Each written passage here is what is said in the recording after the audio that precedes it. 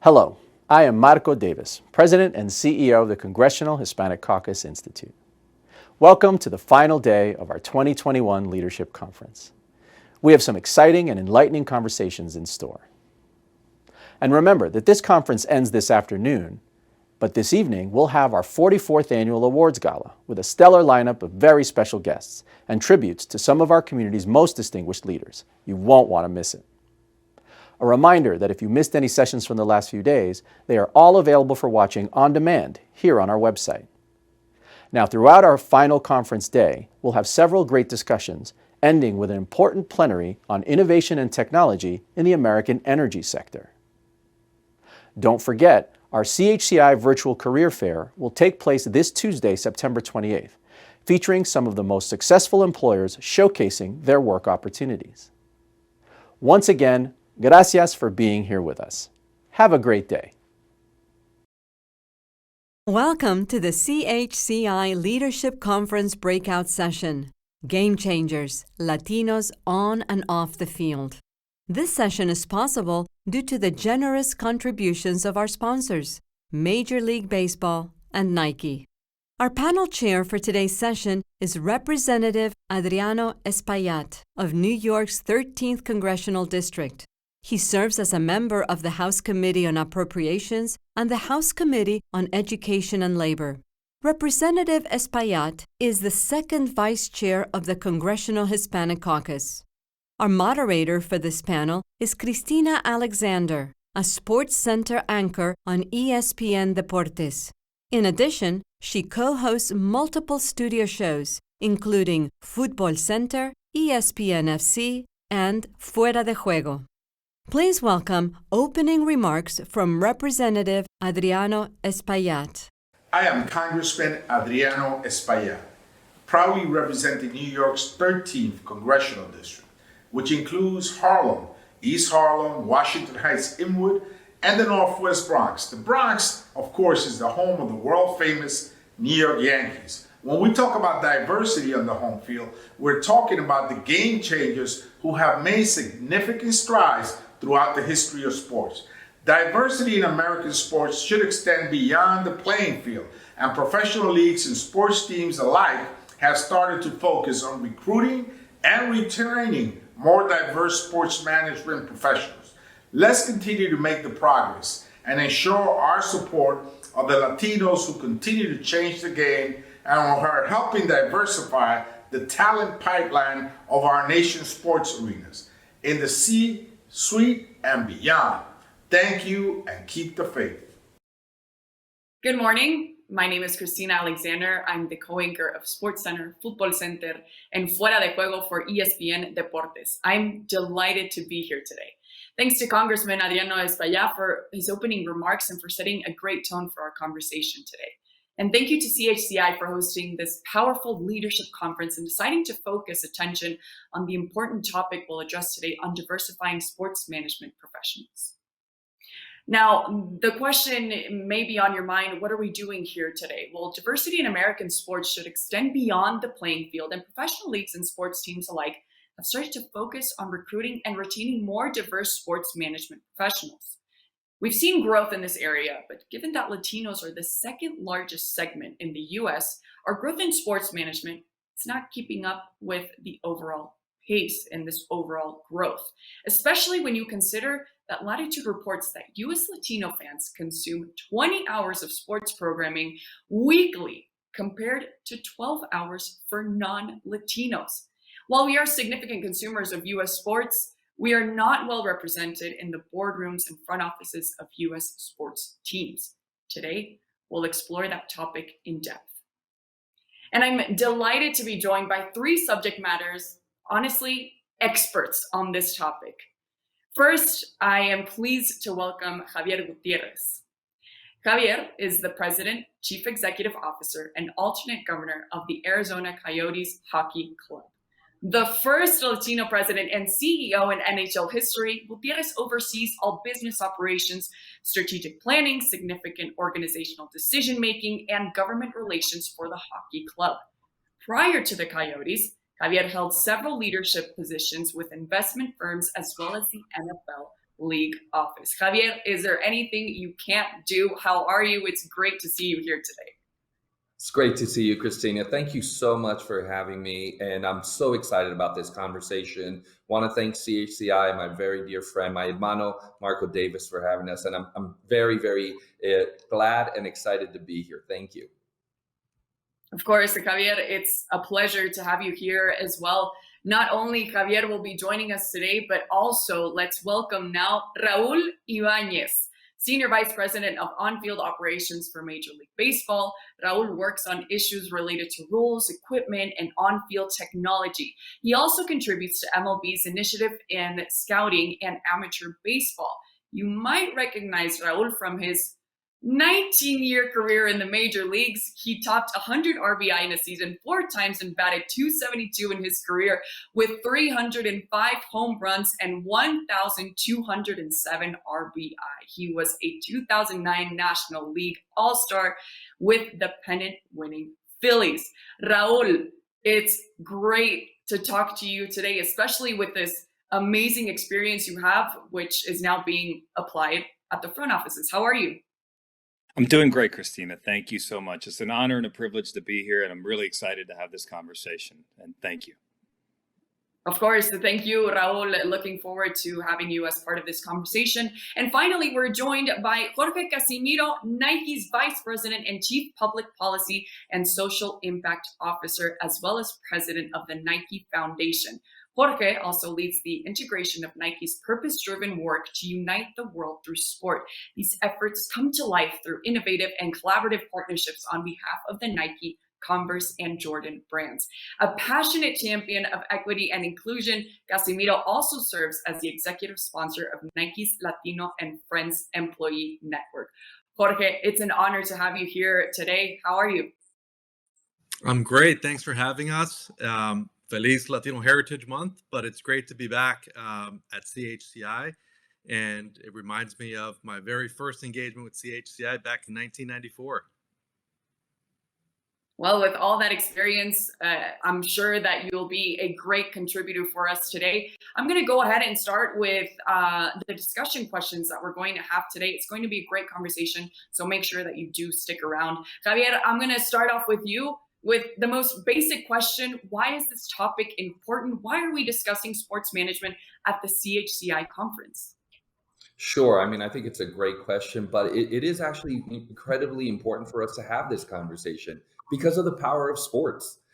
In particular, when you think about what happened during this pandemic, it actually elevated the understanding about the impact that sports has on our communities, on commerce, and on culture. When you think about what sports can do, not just from an entertainment perspective, but from a community impact perspective, whether it be because of its business impact, the businesses that are engaged with organizations like ours, our vendors, our suppliers, our media partners, our merchandising partners. The power of sports to business is incredible. And then in terms of why CHCI is the right platform, Latinos need to have a voice at the table. And what CHCI does, it's an incredible leadership organization. It's creating these leaders. It is amplifying and really enhancing the voice of our communities at the seat of decision-making authority. And when you think, again, of the power of sports to communities, you have to have leadership that really reflects our community, which continues to grow not only as a demographic force, but as an economic force. We are the business owners. We are the consumer base. We are the labor force participants. And so to see us at the table ensuring that our community is not only represented, but is truly advancing in the context of sports, CHCI is actually the right place to have this. And I'm very hopeful that from this conversation, there will be interns through the CHCI program that are opening their eyes to the possibilities of being in sports, not so much being on the field or on the ice as athletes or on the track, but also being in the leadership positions of these organizations. We at the Arizona Coyotes, we're a Latino-owned firm, and we are focused on, making this platform be open to other Latinos. And you're seeing that across the leagues, you're seeing that across teams, and it's an actual great time and a great time to be having this conversation in partnership with such a great organization like CHCI. Yeah, and it's definitely important to have someone like you in the front offices to actually help pave the way in some paths that have been a bit challenging as well. And that leads me to my next question. I'll go with you, Jorge. How have you managed the challenges you've confronted as a Latino, as you've built your career? Would you mind sharing a personal story? Thanks, Cristina. I think for many of us, it comes down to our families, our families first, and learning the lessons from our families.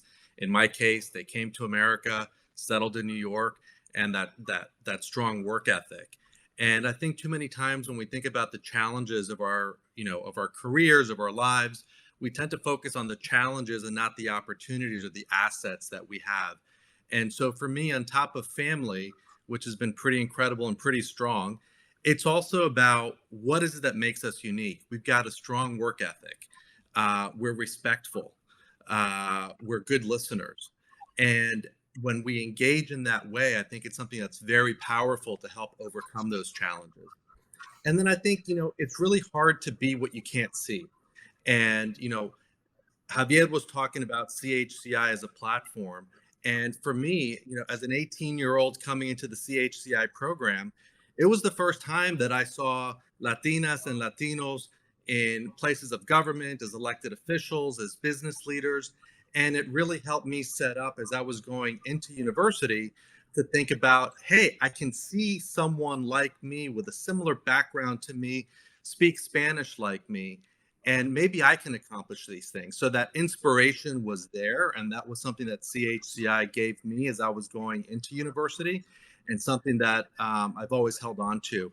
And then, throughout the career path, it's been about seeking out those mentors and those sponsors, keeping the hustle going. One of the CHCI advisory council members actually reminded me of a Harvard case study, which is around hustle as strategy. And again, that's one of the assets that we have. We hustle. And so continuing to do that hard work, despite the challenges, not getting let down by the challenges, but instead having that mindset that helps you set up the behaviors to be successful. Take challenges to fuel you for your day-to-day. I love that message, Jorge, as well. Raul, I wanted to ask you if you relate to what Jorge was telling us about these challenges. Sure. And I think the way that I always viewed it is my parents came from Cuba and started off an entirely new life, had to leave their degrees back in Cuba and start over learning a new language. So I always looked at these challenges as opportunities, and our parents always instilled in us that in this country, you can get whatever you want. If you work really hard, you educate yourself, you do the right thing. And so I think my parents or a lot of our parents took the brunt of the challenge and presented us with all these opportunities. And so for me personally, in my profession, because 28% of Major League Baseball is Latino, my being bilingual was actually an advantage. Now, there were moments at times where, having been born in the States and raised and educated in the States, where my Latino friends were like, but you're not Latino, you didn't grow up in a country, overseas, or you didn't grow up on the island. And we would joke about those things, but there was such an opportunity to be bilingual, and that opportunity continues today. So being bilingual and being able to navigate between so many different cultures, all different cultures, has really been a tremendous opportunity and a resource for me personally within the game and the structure of baseball. And that continues today because the numbers of Latinos that are playing Major League Baseball and starring in Major League Baseball continue to rise. So it's really an opportunity as much as it was a challenge for my parents. I love that. Definitely talking about our parents and recognizing what they've done to give us these opportunities is always so important. Javier, it's interesting what Raul was also talking about. Would you like to add anything to that about the challenges and how you've used that actually to your advantage? Sure. Well, I share the same story. I have had the incredible blessing of living out my American dream. My hometown is San Jose, California, but my birthplace is Guadalajara, Mexico. I came to this country due to the sacrifices of my parents leaving their families for a better life for their children. And I'm the oldest of four, and my parents have seen their four children go to college, go to Ivy League schools, achieve professional success. And what that teaches you is something that Raul and Jorge both touched on, which is embracing the door openers in our life and starting with our parents. But it goes further than that. When you think about your professional career, and as you're sitting there as an intern right now at CHCI, there are door openers there. And walk through those doors that they open, because you'll end up somewhere that you should have always been, but maybe you never thought that you could be. And so that is really a lesson that I try to really impart, in particular on young people, but really as we think about getting into these seats of decision making as Latinos. There are doors out there. There are door openers. Embrace them. Don't be intimidated. When you think about the sacrifices of our parents and our families, they open these doors. Walk through them. Embrace that opportunity. Embrace that challenge. And sometimes, yes, you'll fall down, but you'll be able to get back up. And that is truly what will guide you in your career and your life. Definitely, and all these lessons that the three of you as leaders can definitely apply and have the opportunity to be that door opener, as you called it, Javier, which leads me to my next question. I'll start with you, Raul. This is a question for all of you. Can you share how you and or your organization are approaching the engagement of Latinos?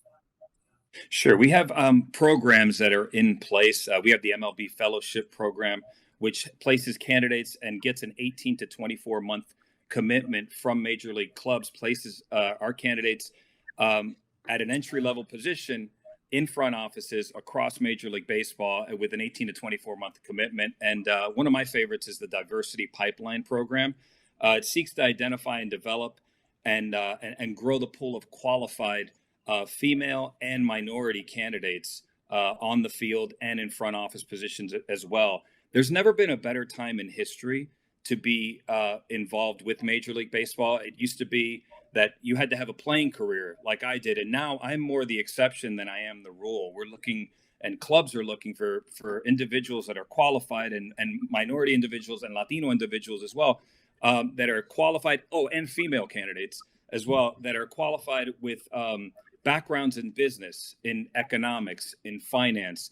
And as front offices have expanded and grown, these backgrounds are incredibly highly valued and appreciated and sought after. So I would encourage anyone that is interested in a career in Major League Baseball to go to MLB, create a profile, go to MLB.com /careers, create a profile and begin to explore these opportunities because they are there and they are growing. Really interesting, Raul. Thank you. Jorge, anything to add about what Nike's doing, particularly in this area?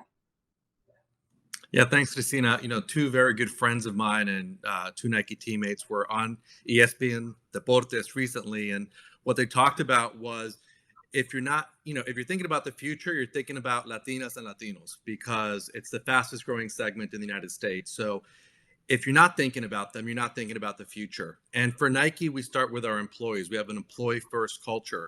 And what's important there is two things. One, how do we engage and grow the talent that we already have at Nike? And then how do we connect and recruit new teammates to Nike? What does that look like? And, a couple of quick examples. We just published our 5-year purpose goals. And in that, we have a goal of investing $10 million in Hispanic serving institutions and historically Black colleges and universities to help create that pipeline. We're investing $125 million across all communities in the United States to help level the playing field. And when we think about programs like the Serena Design Crew and getting talent from our retail stores, we had this young man, Juan, who always wanted to be a designer, who had the chops, and he was able to then grow and develop that with none other than Serena Williams. So it's much more not what you have done, but what can you do? So many times we speak to young people and they're saying, I can't get a job because I don't have experience, but I can't get experience if I can't get a job. And it's changing that mindset to what is it that you can do? What are the assets you can leverage? And when you're young, you have a lot of assets that maybe someone like me with a family of three doesn't have the same kind of assets that I had when I was 22, 23, 24, 25 years old.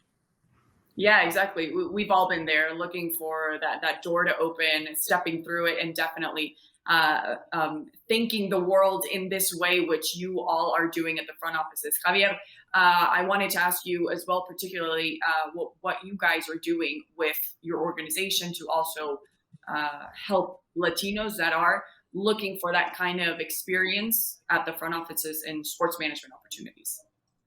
Sure. Well, I feel very blessed because I sit every day alongside my dear friend, my business partner, and a trailblazer in his own right, and Alex Morello, the first Latino owner in the NHL. And when we sat down and we looked at this organization, when we looked at the NHL, when we looked at sports, to borrow a line from the great Wayne Gretzky, we looked at where is the puck going in America, right? And when you look at where the puck is going, it's going young, it's going female, diverse, purpose-driven, tech-savvy. And in a place like Arizona, and like in many other of these economic centers, it's going Latino. And so for us, it's a full embracing of this community at every level, not only as our fans or our fans in waiting, as I often call them, but also within the organization. Who do we have at the seat of decision making if we're going to tap into these growth cohorts? I'm very proud of the fact that we have the largest female front office in the NHL since I've come on board. We have the largest Latino front office in the NHL since I've come on board. And now it's what else can we do? We recently announced the first ever diverse coaching internship program where we had two African-American coaches, incredibly talented, have a chance to coach alongside our coaches, some of the best hockey coaches in the world during our preseason. And as I often say, talent, it doesn't have a color or a race or ethnicity or gender. Talent is spread throughout. What it needs is an opportunity. And so we are very, very focused on leveraging this power of our platform to really open those opportunities throughout. We certainly have a number of other programs. We started one of the first ever Spanish language learn to skate program called Los Jalitos. And so for us, we see this as sport truly being an opportunity to embrace this community. And again, being intentional, saying you are part of what we want to be.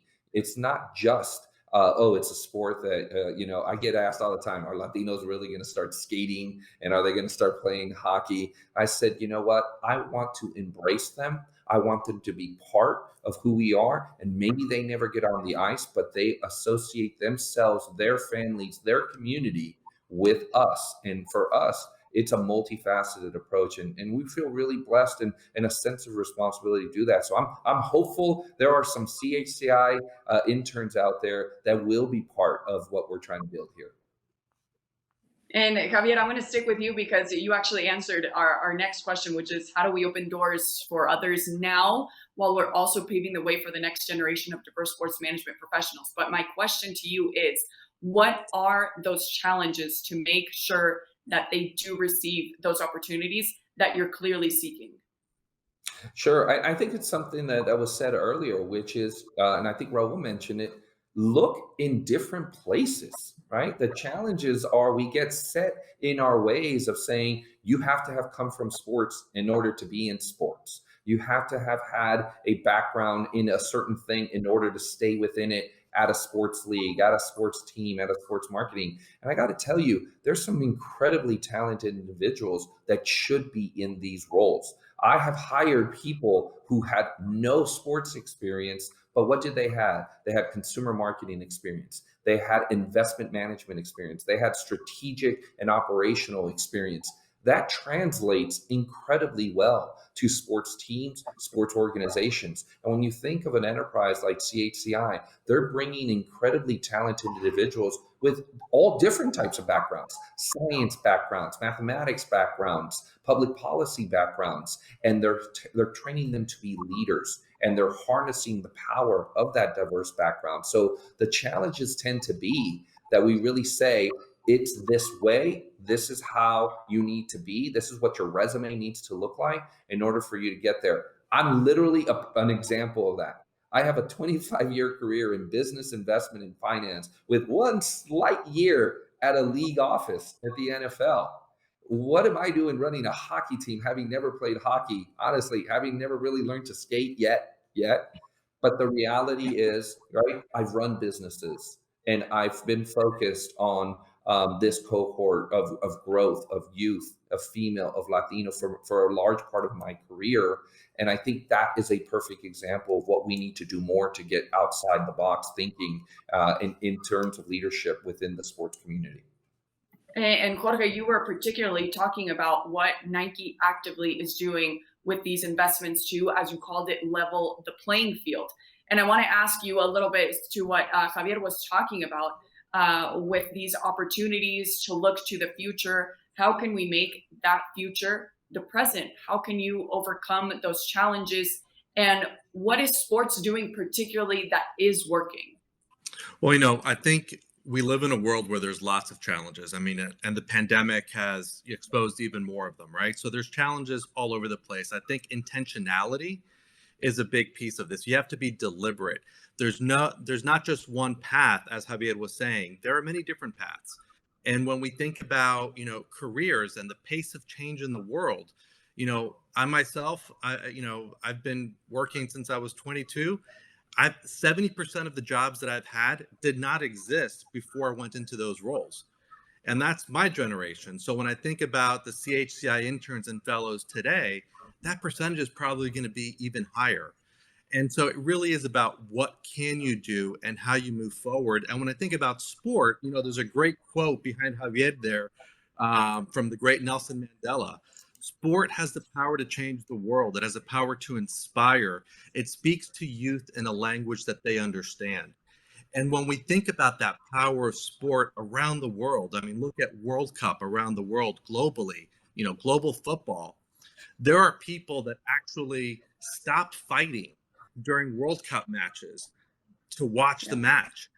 And so there's an incredible power, an incredible connection, an incredible ability to innovate and to inspire. And I think that's a platform, whether it's working at companies like Nike, whether it's being in the front office of professional sports leagues, whether it's being on ESPN or ESPN Deportes, to think about what is the potential and what does the future look like, not only for this country, but for the world. Right. And it's honestly exciting because we're not only focusing on how we can better serve our consumer, but how we can better serve the future, being in the positions that we are. Now, to quote as well, Wayne Gretzky, you miss 100% of the shots you don't take. And that leads me to my next question for you, Raul. Once you actually have your foot in the door that's been opened, how do you rise and bring others with you? I think it's really important to find, I'm a big fan of role modeling. I think Jorge and Javier both mentioned it. And as a former player, that was a very part of getting to achieve your dreams, is you find people that are achieving the results that you want to achieve and you mirror them, get in their back pocket, follow them around, take time, go to lunch with them, spend time getting into their brain, into their thought process. And those people are going to in turn help you, elevate you. But usually, for instance, in the game of baseball, as players, there was a pay it forward element to that. So once somebody's mentored you, it becomes your opportunity to mentor not just one other person, but several other people.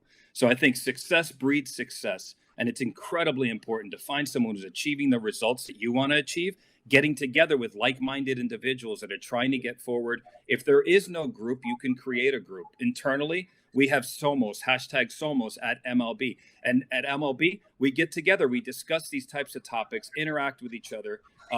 lunches, Zoom calls, phone calls, and exchange information. And within those groups and within those structures, you find role models. Find that role model. Find those people that are getting the results that you want to achieve, and they will help bring you along.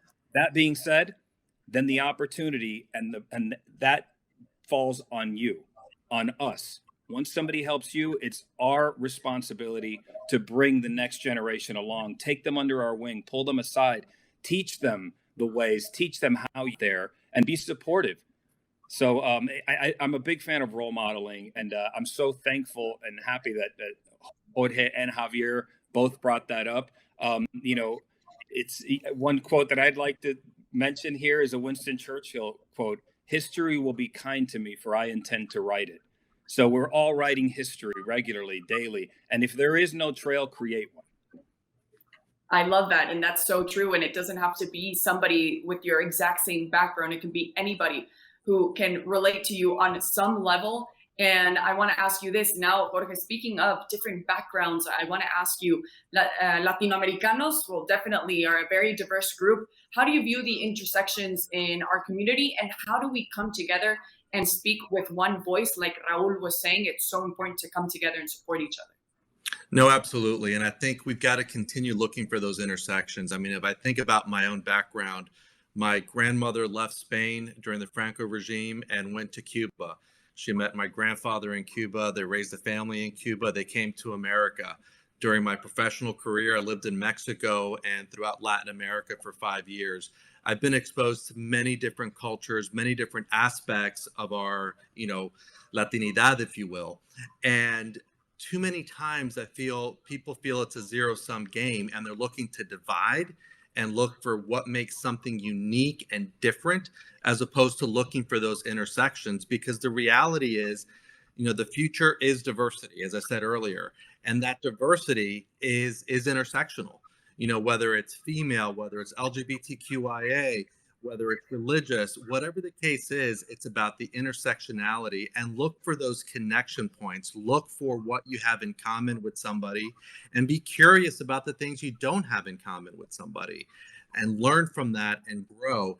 But, even the conversation that I'm a part of many times, what's the difference between Hispanic, Latino, Latina, Latinx? And it's, hey, that's a great conversation. In many regards, it's an academic conversation. It's about how do we work together, however you identify, whether you identify as Jorge or whether you identify as George, how do you come together to actually move the ball forward? Yeah, I love that. Jorge, I'll stick with you. We have a few minutes left to answer this last question, which is for all of you. Quickly, Jorge, what does it mean to you to be a game changer? I think being a game changer is being deliberate about making an impact in the world, right? And it's got to be authentic to who you are, and also looking for opportunities to scale that impact. So, you could do it on a one-on-one basis, but essentially, how do I do what my parents and grandparents did for me, which was make sure that the next generation has those opportunities so that they can unlock their potential. I love that. Javier, go ahead.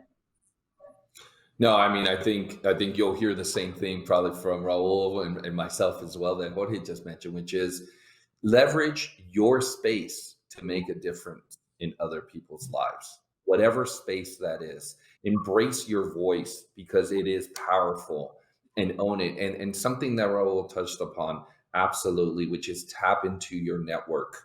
I've already reached out to Christina, to Jorge, to Raul, because you know what? We together are going to really, really have more power. And so do not be afraid to reach out, to follow up. And then, as Raul mentioned, really take advantage of that opportunity. I totally agree. Raul, anything to add to that? Sure. For me, I'm with both of these gentlemen, with all of you. It's about being bold. It's about creating an impact. It's about making the world a better place.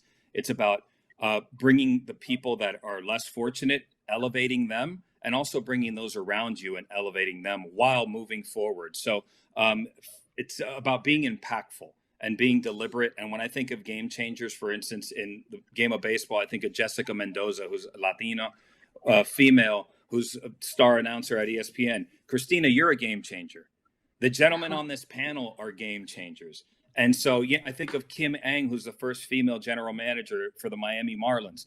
These are game changers. And these are not just making the opportunity for yourself, creating an opportunity for yourself, but creating the opportunity and making it for others and making an impact on the world around you.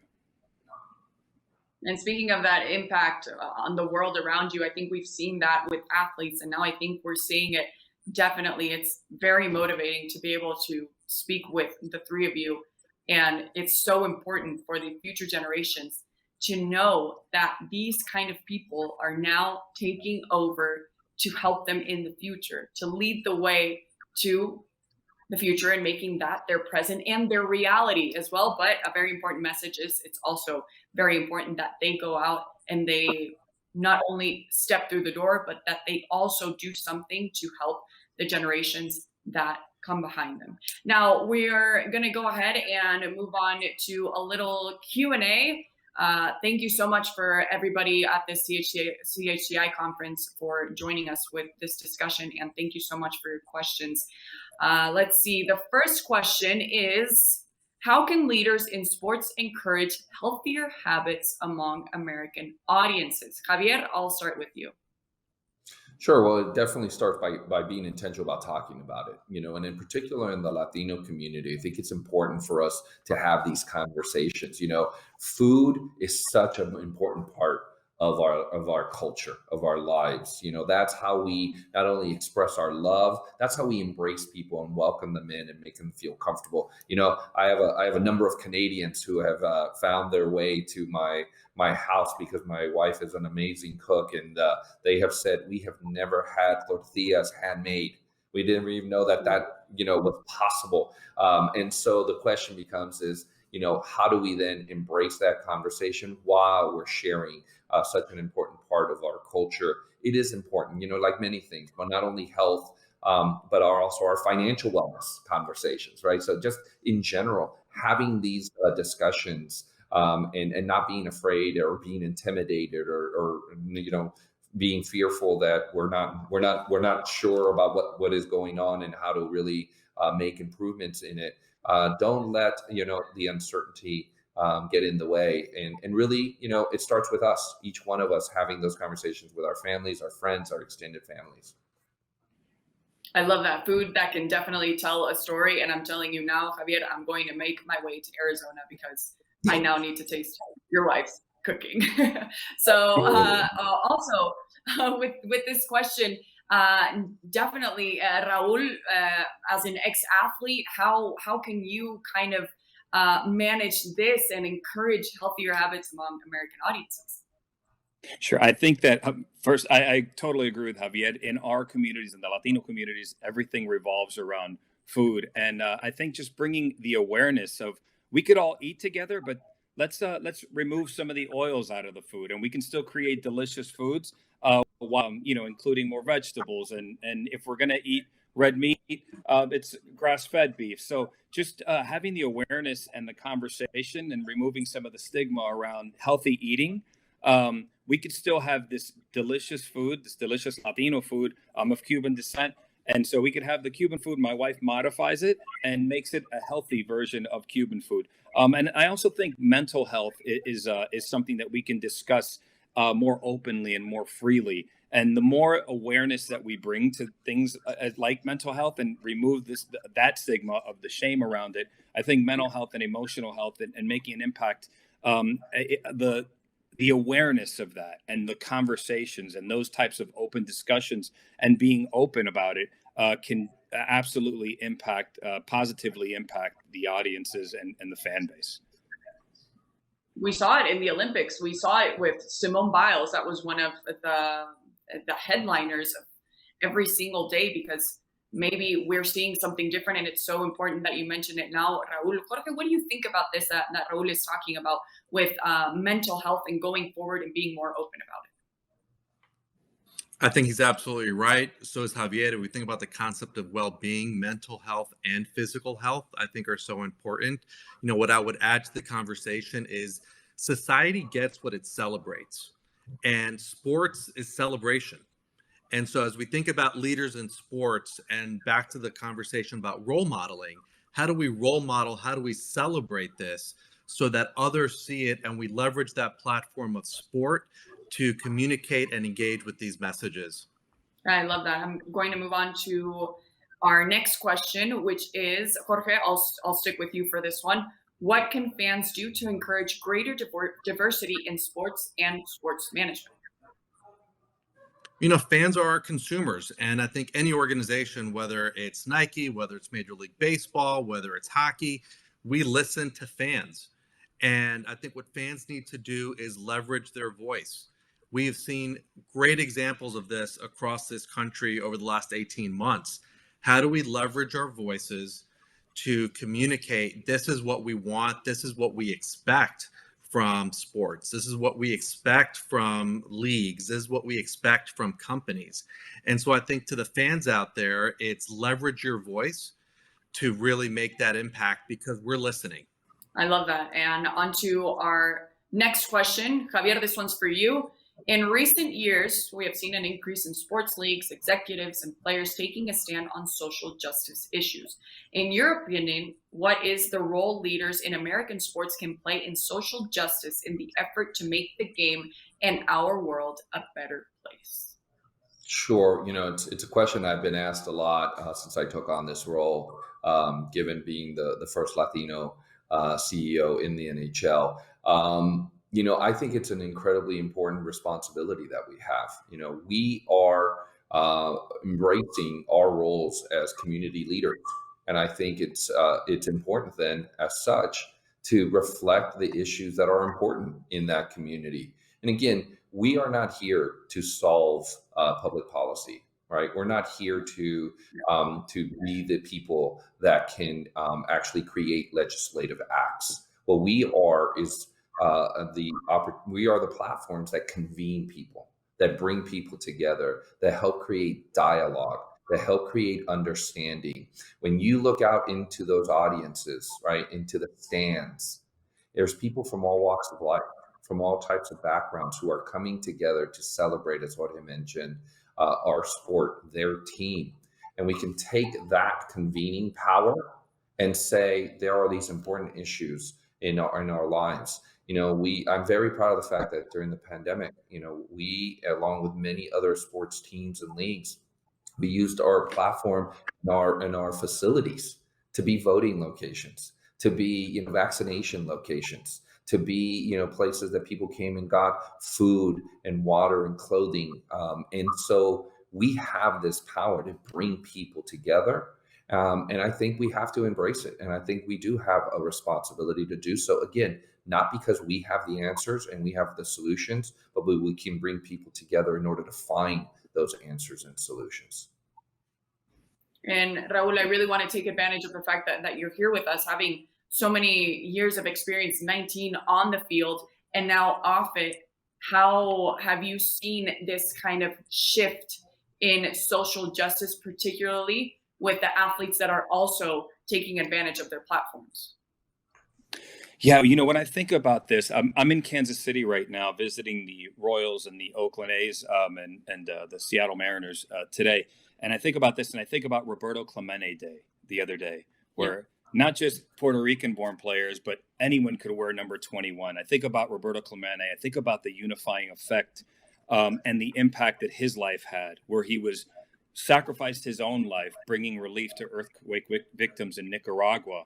And the unifying effect, the impact, we have an award named after Roberto Clemente. I think about Jackie Robinson and the impact that his life has made on Jackie Robinson Day. And so when I think of these trailblazers, these incredible figures of human history, I think about we should emulate these men. And not only did they push our industry forward, but they made the world a better place. Not only by bringing awareness, but by taking their stands and by also impacting the lives of others. Again, you know, the award named after Roberto Clemente, I was here to witness it in person, watching not just Puerto Rican players, not just Latino players, but anybody that could wear number 21 and play on the field. I played winter baseball in Puerto Rico. My wife is of Puerto Rican descent, and Roberto Clemente is an icon and a legend, and not just for what he did on the field, not only for the 3,000 hits and the 4 batting titles, but for the impact that he made and the sacrifice that he gave in making the world a better place and helping victims of an earthquake. For the human being that he was, and not anything else. We remember Roberto Clemente, that award that was given the other day. But now to close up, we have about a minute left. Jorge, I'll go with you quickly. Will you highlight what your organization is doing to attract particularly Latinas, both as fans and executives? Sure. We talked about it earlier. It's about how do we connect and recruit? How do we engage and grow the talent that we already have? And it's really through the power of partnerships as well. We have an incredible employee resource group that works with our teams across the enterprise to do this. And then we have external partnerships. So, for example, the Hispanic Scholarship Fund, Latinas in Tech. If we're talking about the future, we're talking about tech and digital.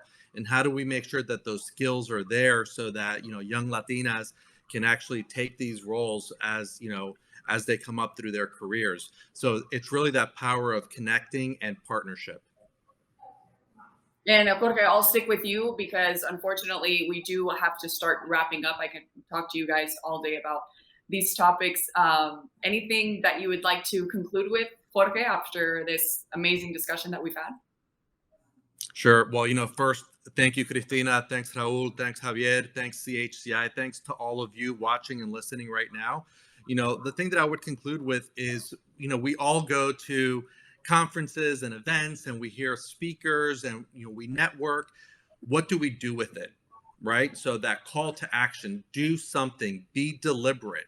There's no wrong way to help. There's not just one way of doing it.